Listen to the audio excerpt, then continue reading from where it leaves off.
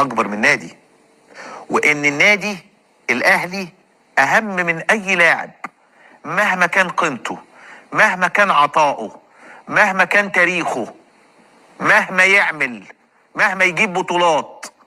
النادي الاهلي هو نمرة واحد، وده شيء جيد. يعني شيء جيد ان انت اوعى تنجم لاعب وتدوس على قدرتك او تدوس على نتيجة عشان لاعب، لا خالص. ايوه واخد بالي انا من الموضوع ده. بس يا كابتن خالد، ليه انتوا عندكم عكس كده؟ يعني انت بتتكلم دلوقتي وكلامك موجه لامام عاشور.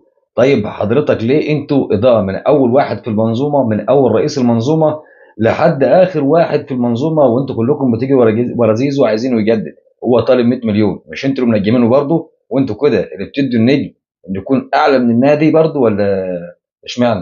ما هو الكلام ده انت موجهه لامام